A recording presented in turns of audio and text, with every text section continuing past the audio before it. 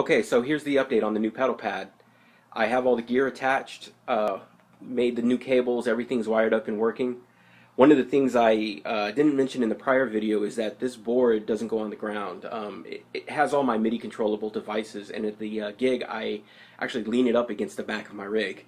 And then I have my controllers out front. In this process, I've also redesigned everything on the ground for a different project, and I'll get into that later in a separate video. As you can see, it's much more of a looping based rig, and it's got some new MIDI controllers. Here's a deeper look at everything I was able to get onto this board. You may know from a prior video that I use external preamps. These pedals by AMT, there's 5 of them. Ultimately, the signal from those run into the power section of combo amps. So all of these are going into a bypass looper, and only one can be on at a time. So it's exactly like having a 5-channel amp. The bypass looper is MIDI controllable, and it used to be on top of the board, but there was really no reason for that. So with the pedal pad, I was able to mount that underneath. Now, admittedly, it looks a bit like a rat's nest under here, but it's not as bad as it looks. Any device that I have connected on the lower level and the upper level need to have slack in their cables so I can open them up. And it's actually a lot easier than when everything was on the pedal pad or on the pedal train, because everything was so tight together I couldn't really pull cables without ripping up Velcro, and it was kind of a bear to switch things around or try and trace a bad connection. With this one, I can see the connections very easily and pull them out. So back to the bypass looper, I also have in there a compressor, a boost, and another boost that has a little bit of overdrive on it. There's also underneath an H9, and that's interconnected to the insert loop of the bypass looper and also the Mobius. The reason for that is because each of those pedals has a feature called pre-post routing, and it allows me on a preset by preset basis to decide whether or not the effect should be before the preamps or after the preamps. So exactly like having pedals before your amp or in the effects loop. Also under the board is the power supply. It's a Voodoo Lab Mondo. I have nearly everything isolated. It doesn't quite support everything, so the H9 is using the courtesy port, and 2 of the preamps are using a serial connection for power. But I haven't really detected any additional hum. I used to have more devices serial connected, and I never really had much of a problem, so I just expect, any problem I would have had, this is going to be better. Along with all this, I've also switched into a wet-dry system. And I'll do a video in the future that explains all the routing for that and gives some samples. But for now, I just wanted to point out that underneath the board, I have an ABY split box or switcher.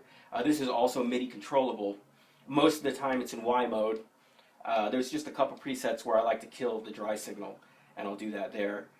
So up to this point, we've had the signal running through the Mobius and the H9, and now I have two copies of that coming out of the Y box.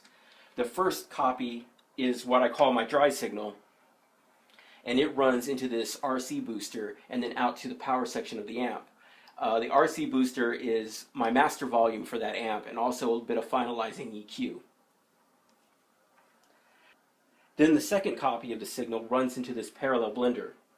Also connected to the parallel blender are the delay and reverb. And what that allows me to do is kill the dry signal, add in just the delay and the reverb, so that then I have only the affected signal running into amp B. And that happens through this Boogie 5-band graphic EQ, which, like the RC booster, is the master volume and finalizing EQ for amp B. Also worth noting is whenever you use 2 amps in a rig, the potential is pretty strong to have a ground hum. And so I always run amp B through this isolation transformer. And that breaks the any potential for a ground loop. And the last thing to point out here is the MIDI splitter. MIDI is a serial technology, so when you run it through as many devices as I do, the devices at the end of the chain might not receive the commands. Commands can be dropped or delayed. So tapping that into 4 signals, I'm able to spread it out to the devices so they all get signaled as fast as they can. So that's the pedal pad. For me, it was a good option. It's a little expensive, but the way I use this pedal board by leaning it up against the back of an amp, I think the frame works out better for that. It's got good build quality. One thing to note is you are going to need more cabling with this. It's not as open as the pedal train was, and as a result, you end up running just a little bit more cable around between the pedals. And really, I had to replace probably about 60 or 70% of the cables and redo them all, which took about 3 days. But in the end, I'm happy. I'm pleased with it, and that's it. Thanks for watching.